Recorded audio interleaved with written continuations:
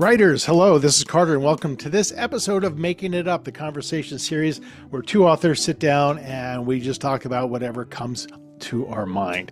Mostly I do it with my dog sleeping on the chair behind me, as I'm doing right now.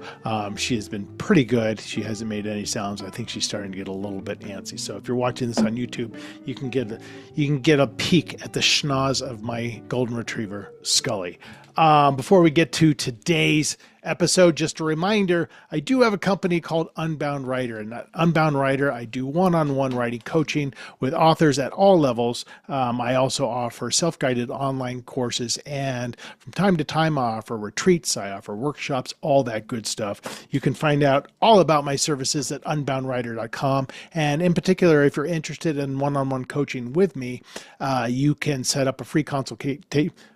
Let me do that again. Free consultation call directly on that website. So 15, 20 minutes just to get a sense of each other, see if we're a good fit and we might be well suited to work together. All right. Today on the show, I had Andrew Bourelle, who's the author of Shot Clock, 48 Hours to Kill, and Heavy Metal. And he's also authored a series of 3 books, the Rory Yates series, with Mr. James Patterson. You might have heard of him as well. So Andrew reached out to me and we had a fantastic conversation. We've got a New Mexico connection that we talk about. He's currently a professor. He and his wife are both professors in the English department at the University of New Mexico. So this was a very craft heavy conversation, not only craft heavy, but heavy on just the progression of a writer. How do you follow your instincts? How do you know if your instincts are right? How do you get through that period of time where all you want to do is write, but then nothing's happening in terms of sales?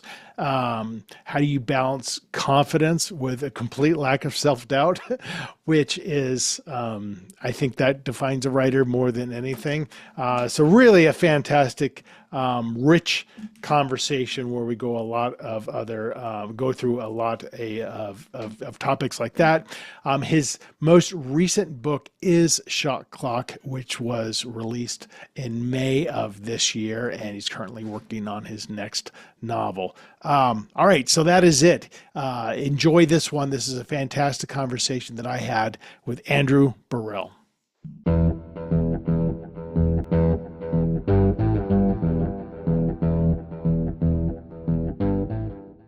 Yeah. So you're down in, so we connected because you reached out to me and you had mentioned that you teach at the UNM, University of New Mexico. That's Albuquerque? Yeah. So how long have you been there for? We've been here since 2012. Yeah. Okay. So you went there for the teaching position? Yeah, that's what brought us here. My wife and I are both English professors at UNM. Okay. And it's not the easiest thing to get 2 tenure track jobs together when you're a couple. Yeah. So when it worked out here, it was really, really exciting. We'd bounced around the West a bit. We got our PhDs in Reno, University of Nevada, Reno, and then spent a year teaching in Montana, a couple years at Arizona State, and then it sort of worked out the both positions here. So yeah, which is, like, to your point, it's unusual and difficult, especially in Albuquerque is not the largest place on the planet to find, coexisting opportunities like that. So you went right down there during kind of the height of Breaking Bad. Yeah. It's funny that we hadn't watched it, and then or maybe like a year before we started, we were going to move here. We started watching, catching up, and then I think the final season was like the year that had just moved here, so we Okay. caught up. And I loved Breaking Bad. It was just a fantastic show. And then moving to Albuquerque was a lot of fun to see, like to drive by, like, oh, that's the Crystal Palace like motel where they deal the drugs or whatever. And Totally.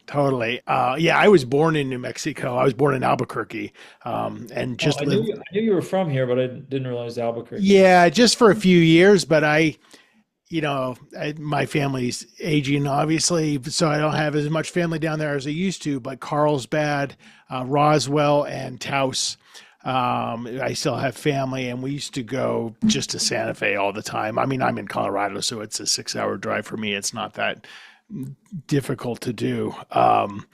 But yeah, and that's what one of the, just going back to Breaking Bad, because I reference Breaking Bad a lot in my writing coaching, because there are very few shows where they have that pilot episode that is so structurally perfect as from a thriller perspective, in terms of introducing you to mass confusion without making it a false promise. Like, you don't know what's happening, but you have to find out.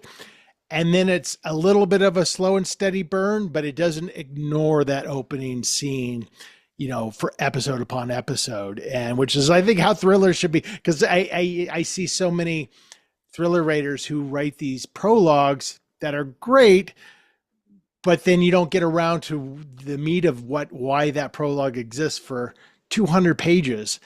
And so it's kind of like this empty promise where you're just like, look, I promise this is going to be exciting. I'm capable of it, but let me give you a lot of backstory first. Yeah, and what's wild, I don't know about the very beginning of the show, but I know by the last season, it starts with him like looking in the trunk and there's like an M60 or something in there. And it later he like uses that in the final sort of confrontation or whatever. But I think the writers didn't know what they were going to do with that. Yeah, They wrote so it's the whole like to have such a brilliant show and for things to be pantsed. right, Uh, right. Which is, I think, the best writing, or the most inevitable writing, and particularly with a show where you're not talking about an author, you're talking about a writer's room, and you're having multiple people come at something, which can be glorious, and it can also be very two-dimensional because there's just too many ideas. And to strike that balance. So the other show I always reference in writing is Lost, because that similarly had a plan, but you can also tell sometimes they're just like, oh, this resonates. We weren't expecting that. This character or whatever. Let's develop this more, giving themselves the freedom to do that.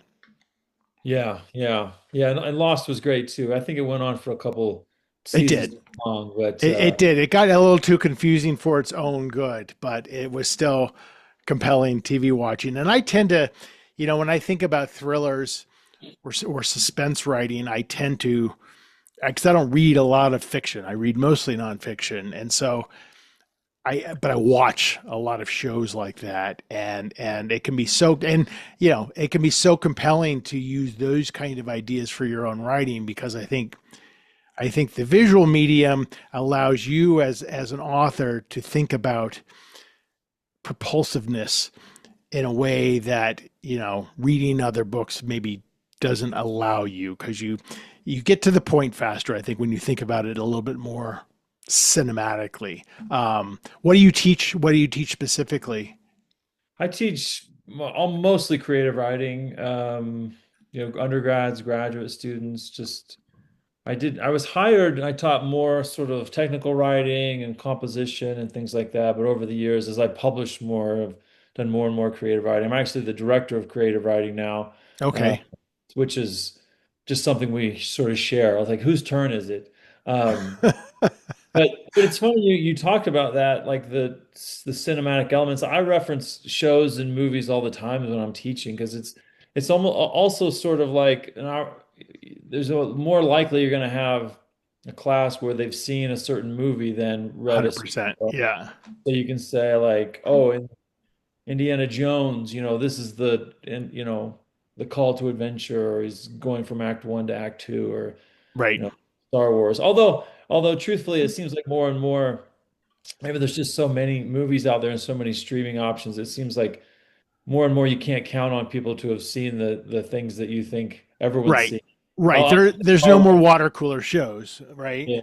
I'll make a Because Star Wars reference, and there'll be inevitably be a few students in the class who are like, "I've never seen it." And I'm like, "What?" yeah. That's when you feel old. Although Star Wars is an existing organism that doesn't seem to ever go away. But I also think, because one of the big things I think about with my own writing is the paucity of description. And I think for me, that's just how my brain works. But I also think it's important. And you watch something like a show, and they're able to cheat because they can have a sweeping camera view or a close up that just gives you everything you need to know. But when I translate that into the narrative form, I always challenge how can I describe this with as few words as possible? And you're almost like boiling it down to something more potent. Like what are three words that can describe this rather than three sentences that people are like, oh, I get it. And I think that's so important in the types of books we write because like people don't realize even a one sentence description can slow things down. Yeah, it's interesting. It is an interesting balance because you want to set the scene, you want to orient the reader to what they're looking at, but you also don't want like massive paragraph of description that, especially in a situation that's not relevant or that's not necessarily important. I'll slow it down and give more description if it's like, okay, this setting is going to be important later. Right. This, we're going to come back here, and I need to orient the reader to know where things are in the room. Right. And there's also that distinction between setting, description, and just mood and tone. Um, a lot of my books, for example, take place in shitty weather, just because I like that because it adds an unknown element, and it becomes this pervasive tone if it's snowing or the threat of a snowstorm or just dreary and ugly, and the moisture weighs heavily on you. That just becomes this kind of setting in and of itself that doesn't need a lot because people will just remember, okay, this is gloomy and dreary.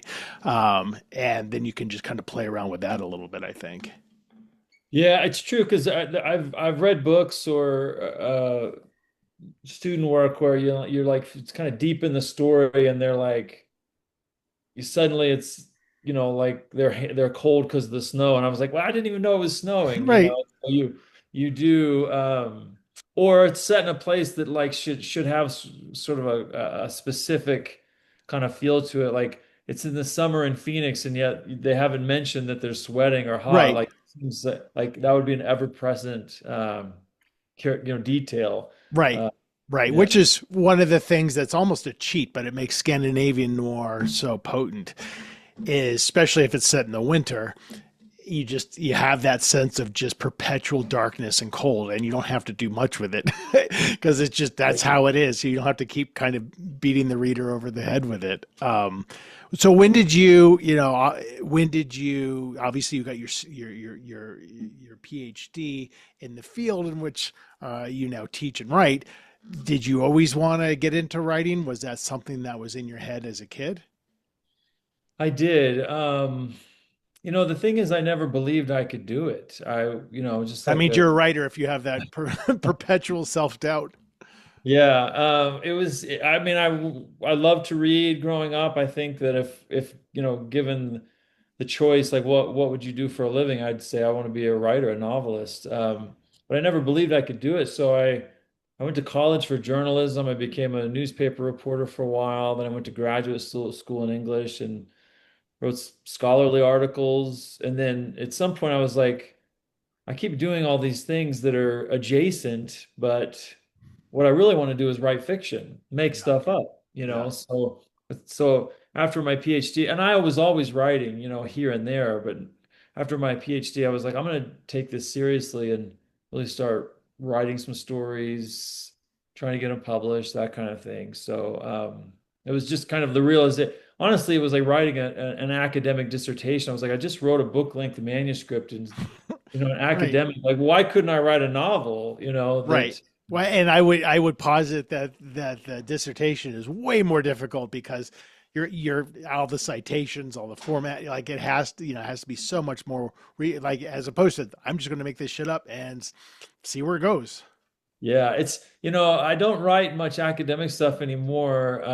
I've, over time, I'm just pretty much only write creative stuff now. But there was a period there where I was, doing both. And I think like the last academic article I worked on, I was like, oh, this is so hard. I just want to write and make it up. And I've got to like check my got the quotations Right. correct, the Right. citations accurate, and Totally. yeah, so it's I don't know, a skill that is learned, but I think I've lost it. The same for journalism, for for years I was writing, on deadline writing articles, and then I was hired to do some freelance work, a few years after I left, and I was like, this is it just like a muscle that I hadn't used in a long time. Wait, I got So to check two sources? What do you mean?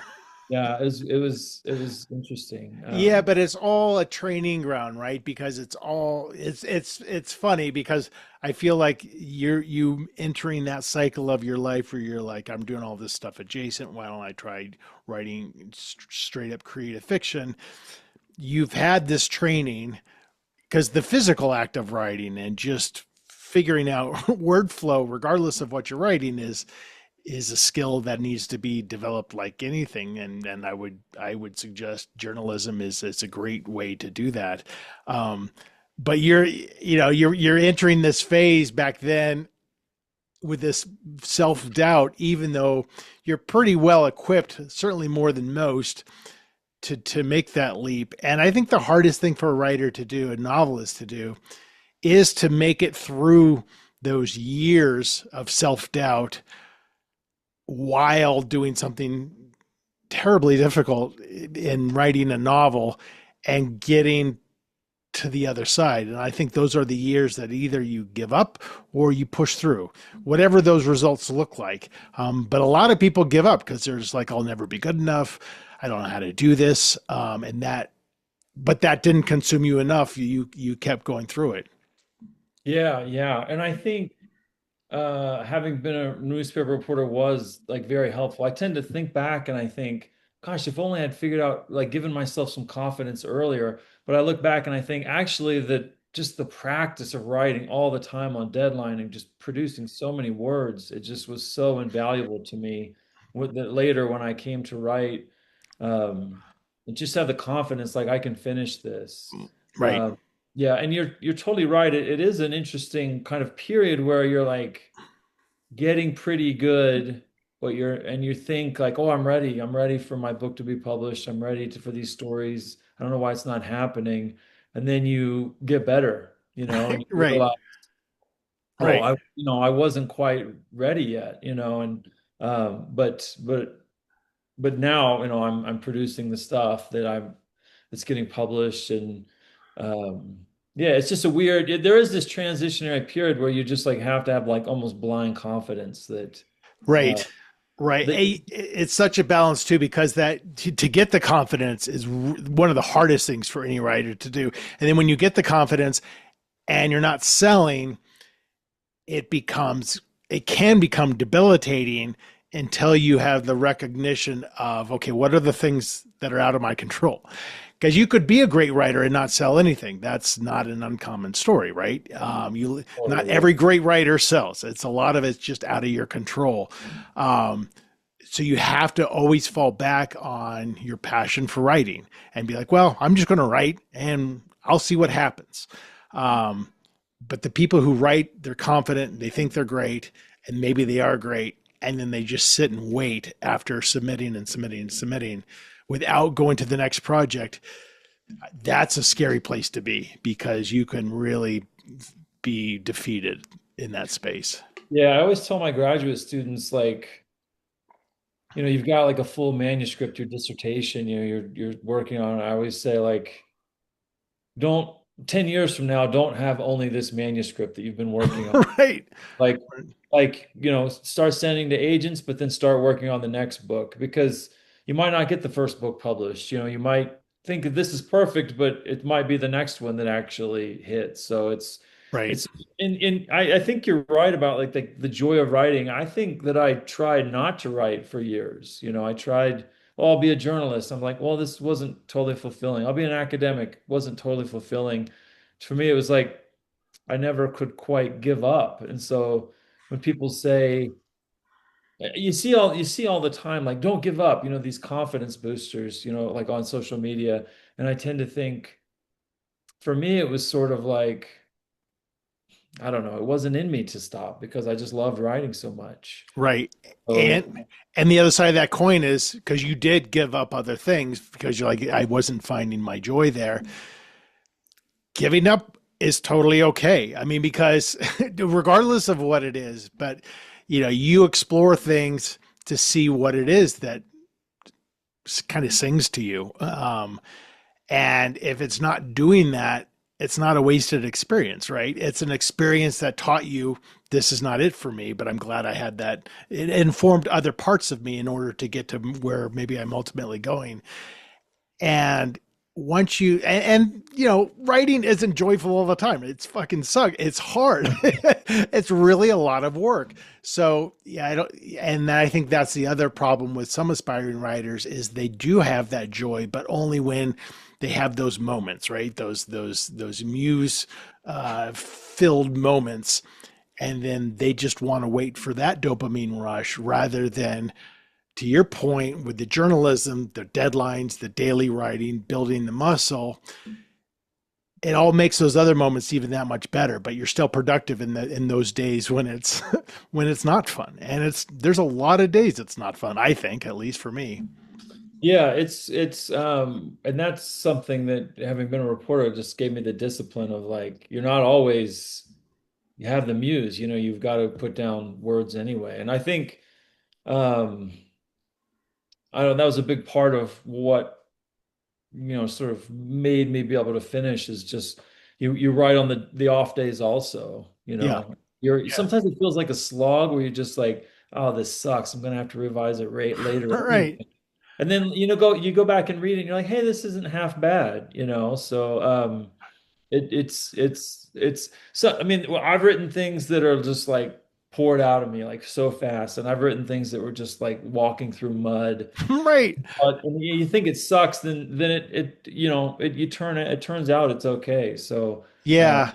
I mean, it is important, I think, to be curious about those things because some of my students have those similar comments, and then it depends on what you're writing, I think, because sometimes I think you think like, I think this is marketable. I think this is a good commercial story, which is not a bad thought to have.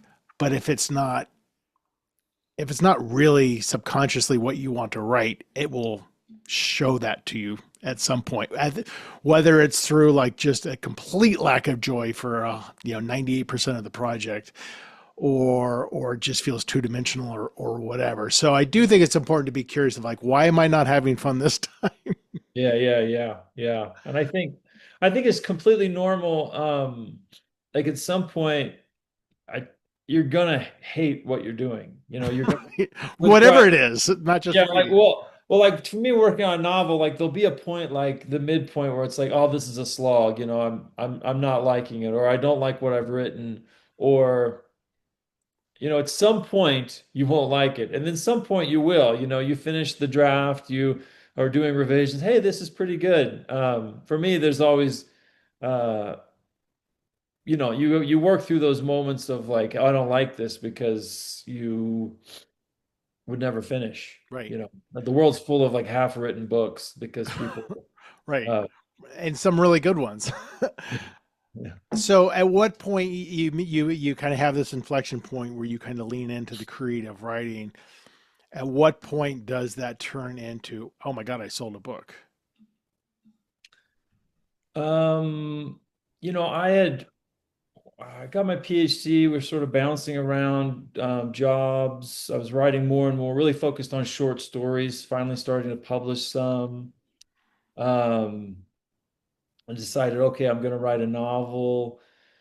I couldn't get an agent. And I ended up submitting my first novel is this kind of like literary coming of age story. Um, about a suicidal teenager in the 1980s who loves AC/DC. Mm-hmm. Um, um, but I couldn't find an agent for it. I ended up getting it published through a contest through a literary press, Autumn House Press. Mm-hmm. That was and I had already started my next novel, I was heading in the mystery thriller genre more. You could call the first book, it's titled Heavy Metal. You could call it a literary thriller, but it's not really a mystery. Yeah. But then, I sort of leading into my next book was more like a noir Mhm. action thriller book. 48 Hours to Kill is the title. So it's just for me, just a slow sort of process. At some point in there, around that time, I had a story picked for the best American mystery stories.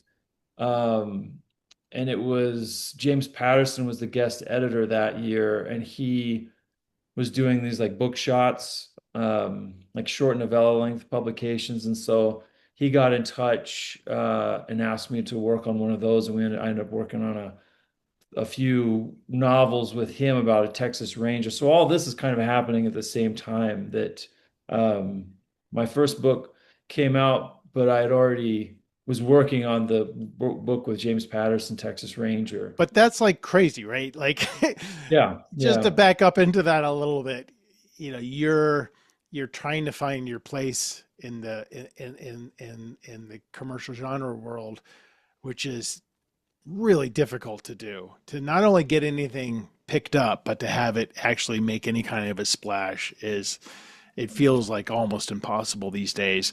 And then all of a sudden, one of the top selling authors in the universe is like, hey, you want to work on something together? well, I mean, that's got to be a pretty surreal moment, right? it was I hadn't had a book published yet. I just had this one story that he read, and he was, I think, trying to get a lot of different authors Yeah, to yeah. I mean, it's his MO. I get it, but still. um, but it was interesting because I always think of it like you're trying to beat on these doors in the publishing world, like trying to get an agent, knocking on this one, and suddenly this door that you didn't even know was there opened up and was like, "Hey, come in, I like your work. Let's Yeah, let's yeah, do something." It was when I got the email, I was like Googling, trying to figure out if this was like spam or something, some kind of right, scam, right. but um it wasn't. It was legit. Yeah. That's funny, and I think that's a point worth underscoring because I look back on 22 years of doing this myself. The first whatever 12 or 13 of which nothing had gotten published. And it's the stuff that you're not expecting that's the most powerful and sublime. you know, um, for me, it was like, for example, this last book was a Barnes and Noble monthly pick, and my editor called me from Germany because she was there for a conference and told me about it. I'm like, that's great. What is that? I don't need, it had never entered my consciousness that like you could have a monthly pick from Barnes and Noble Yeah. or Target or whatever. And you have a few of those moments over your career. Like I never would have thought this would happen. But what you are doing is you're just putting yourself in that position by that discipline, by writing every day, by staying true to kind of your writing soul in a way. And those things do happen. It's never going to be what you think, but it'll be something. I'm just so convinced of that. Yeah. I think the more you do, the more you write, the more those opportunities are available. If you just, um, yeah, because there's so much in this business that you can't control. There's so much out of your control. One thing you can't control is the work you do. And so for me, it's always, I could have a lot going on, like a book coming out or, something lined up or this or that. But if I'm not actually like writing something new, then I start to feel anxious, like I'm not doing my part. Right. This is the one thing I can do is write. And my agent is the one who can sell the book. My whether it's like does well is largely out of my control. Right. The Right. publisher, it's in the publisher's hands. Like there's so much in other people's hands or just in readers. Does it hit? Does it not? Does it go over well, or is it, not selling as well as we wanted? But one thing I can control is the writing. Right. So like um when I'm feeling like anxious about the career, I think, well, I need to be sitting down putting words on the Right. page. Job number one. And that's not to say you ignore the other stuff, right? And that it's out of your totally out of. So for a good example is like, just the whole PR marketing kind of an angle. Your publisher is going to do some degree of that. How much they do is, but for me, like I put myself in the position to at least say, well, maybe I'll hire my own third party PR firm just to give this book the best shot. Or I'll say yes to things, I, through this podcast, I've gotten opportunities that I never either foresaw or never was the intention of doing the podcast. But if you put yourself out there enough, you're going to get those opportunities. But I think there are writers who are just like, I just write. That's all I do. And I'm not saying that's wrong, but I think you're potentially missing out on stuff if you're not kind of saying yes to more things. Yeah, I agree with you totally. I put myself out there to the extent that I can, that I have time for. I'm not really active on social media, but I'm on there, and like love the opportunity to do this. This is a great sort of part of the job, is to, sit down, talk with you. And just talk writing. Yeah. Yeah, yeah, it's fantastic. So, yeah. Uh, I agree with you. You totally do some, but Right. but you kind of, it is hard. That's one hard thing about the writing life, is that you have to write. You've got your day job, you've Yeah. got, I need to be on social media. I need to try to do readings, it is a weird, um, juggling of different obligations and things you want to do, but it's not, I don't know. I'm pretty inept at social media, but I know. But everything there's else. always people you can hire. I mean, the best advice I got was from a PR person who I had hired, and she just said, you don't have to do everything. And that was this permission that was such a relief, because you do, as an author, feel like I've got to do everything. And she's like, pick one thing. Pick one thing that you like and that's not overwhelming. I mean, I do more than one thing, but in that case, it was like my newsletter. I put a lot of work into my monthly newsletter, and I release it on the same day every month, and that's non-negotiable. That allows me not to figure out how the fuck TikTok works. Yeah, you I know. know, Newsletter is something that I've been for years like, oh, really should start a newsletter. So you've just convinced me. I really there you go. actually like take the initiative and do it now. But even a newsletter can be frustrating, because you're just like, you start out with 100 subscribers that you have manually input illegally as your subscriber base, your friends and family, and it just feels defeating. But you're like, all right, everything's a start. This might be 5 years before I have a couple thousand or whatever, but that's okay, because like books, I'm writing this because I'm enjoying it, and it does kind of manifest. You start putting enough stuff out there, things will return. Not on the schedule you want or expect, but they will. And Yeah, so yeah. that's why you've got to do it for the love of it. So did that relationship with James Patterson continue, or he's like, let's do 3 books and then we're done because I'm working with 20 other people, or how does that work? Yeah, I think we're not working on anything right now. We've the trilogy sort of ran its course, I think. I don't think there's plans for another. It was, a lot of fun, but he's got a million, co-authors, a million projects going on. So I think that uh, this past one, like it sort of sat in the queue for a few years. It was finished and not published, so I knew there was just like a backlog of projects that he Right, had. right. Uh, I mean, he's so already producing a book every 2 months, so yeah, so yeah, think yeah, what that backlog must look like. yeah, yeah. But it was a lot of fun, and It was and a it good was, experience. yeah, it was, and he was wonderful to work with. It was. I think I learned a lot working with him, and he really knows what he's doing. I mean, that seems like an understatement, but as for me as a writer, I'm often sort of like indecisive. Like, well, should this scene go this way, or should it go this way, or well, I'll just write the scene both ways and figure out which one I want or whatever. And there's a lot of it's sort of extra time, but with him, it's like the decision it takes 1 second. This Yeah. is the next route to go. Wow. Uh, That's it's great. That's great, because indecision is what most of us struggle with kind of all the time. It's just, and that's all kind of sometimes is part of the joy of it as well, of like, just like imagining the possibilities. But, as an unabashed pantser, you just got to go with your gut. A lot of just like, I don't know, what would I do if I were Yeah, this yeah, person? What would I do, and how do I make it more interesting than what I would actually do would be? So, and but then obviously you are continuing with your own solo work book out this year. Sorry, and I think you're with Severn House, right? yeah, Yeah, yeah. I was with them for my second book, Boy in the Woods. Great group out of the UK. And so are you're just kind of with them now and trying to do what, like a book a year kind of a thing, or? Yeah, we'll see. I mean, they did a great job with the book. This is my new book, Shot Clock. Yep.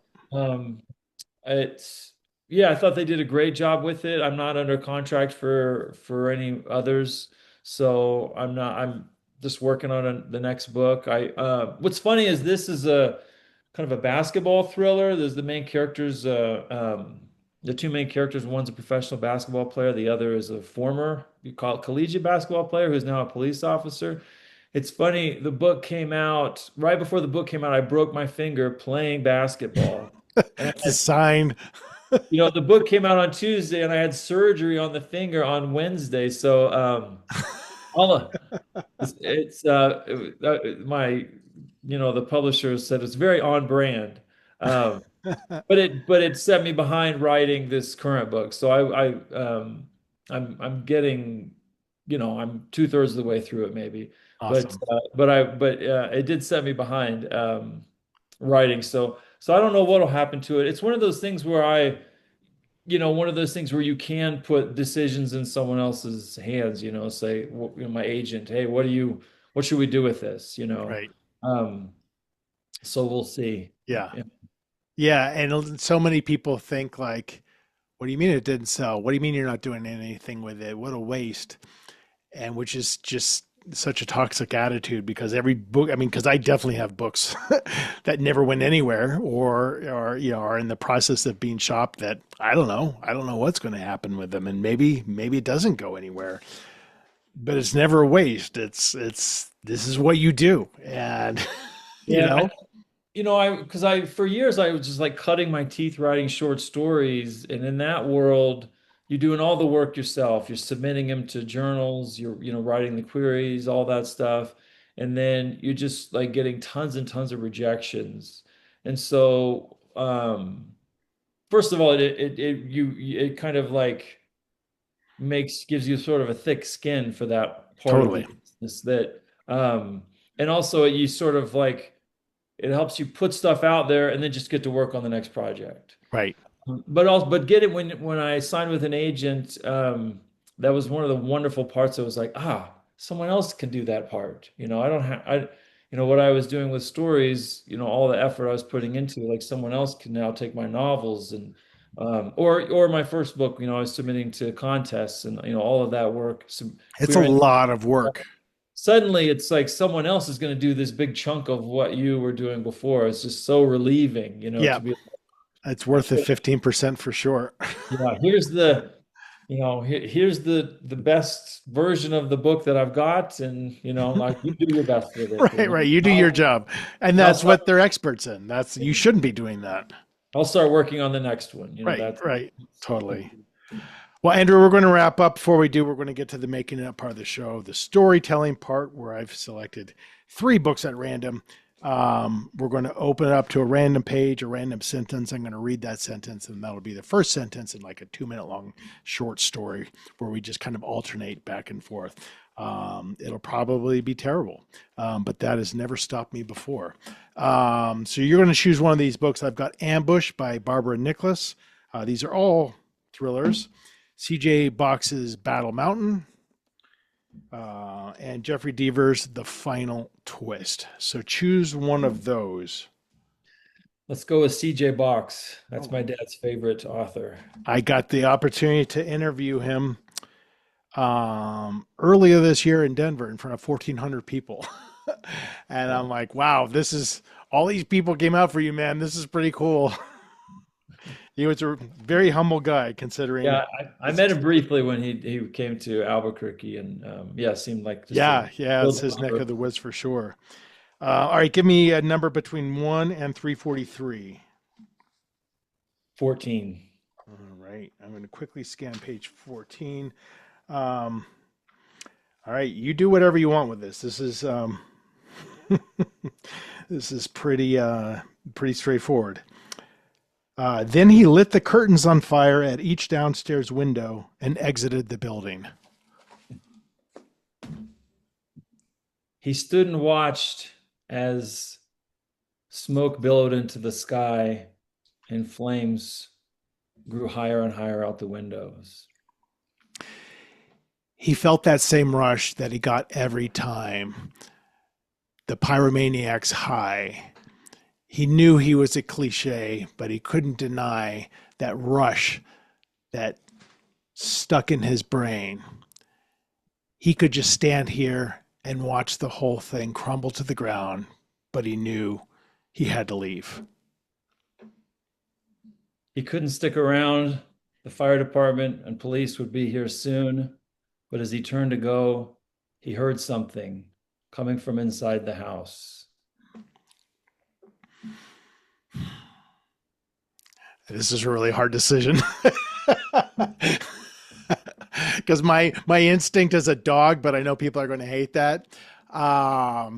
It was a soft. I was thinking of baby crying. So I know that's right up there too. It was a muffled scream, a throaty gasp. He couldn't trust his hearing altogether, but denying that he heard something was not who he was. He had a decision to make. In the distance, he could hear the sirens begin to wail. He stood frozen, and then the wailing grew louder, and his decision was made for him. He looked up to the third floor window. It just felt like the place where he heard the sound. And as he stared into the window that had now blown out with smoke billowing out in black chugs, he saw the figure, a man clad in all black, seeming impervious to the chaos behind him, with a rifle pointed directly down at his face. Ooh. We can call it there. Seems like a good ending, yeah. I have no idea what that guy up there is doing, but at least it wasn't a little puppy dog burning to death. Yeah, it's a nice cliffhanger. Yeah.